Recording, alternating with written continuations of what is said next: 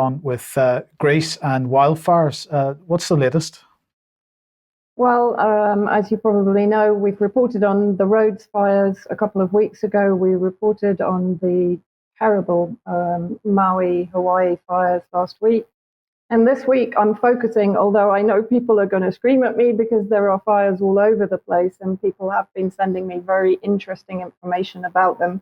But this week I'm going to focus again on Greece, on the port of Alexandroupolis, which is in northern Greece, very close to Turkey. And interestingly, if you look to the southeast, Çanakkale, if I have probably murdered that word, has also been affected by wildfires, which temporarily closed down the shipping lane there, the Dardanelles Straits. But just moving on, this shows basically the extent of the wildfire in the area which is known as Evros, and Alexandroupolis is basically the capital of Evros, of the region of Evros. And as you can see, if we move on to the next slide, so Copernicus, which is a sort of a database for wildfires and information and data.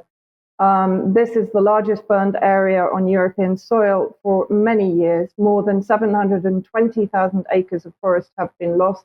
And of course, the usual stories, awful stories of farm animals, children being trapped. Migrants that were crossing from the Turkish border into Greece were trapped in the forest because they were too afraid to contact the authorities. There are stories also that in some cases, or in one case at least, they were deliberately trapped and burned in the fires. So another tragedy unraveling. But let's have a look at the importance of Alexandroupolis.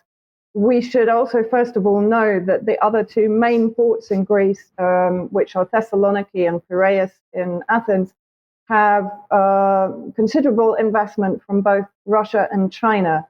So Alexandroupolis, a sleepy Greek port, has become vital to the war in Ukraine. Let's see why in the next slide or next few slides. So it states quite clearly in this article by The Economist, since Russia's invasion of Ukraine, America's armed forces have stepped up their use of Alexandroupolis to deliver weapons, including tanks, armored personnel carriers, and helicopters. At one recent point, more than 2,400 pieces of military equipment sat on the dock. And then if we look to the bottom, Britain and Italy, among others, that are planning to use the port for military shipments. And then moving on again from the same article, in particular, it provides access to Ukraine via Bulgaria and Romania. Using it as a way station, skirts the Black Sea, which Russia patrols, and the Bosporus, a choke point controlled by Turkey, a member of NATO, but a capricious one.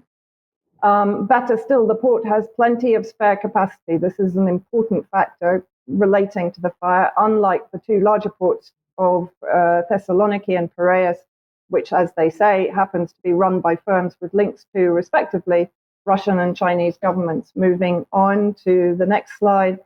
So basically, they're talking here about drawing up an ambitious expansion plan.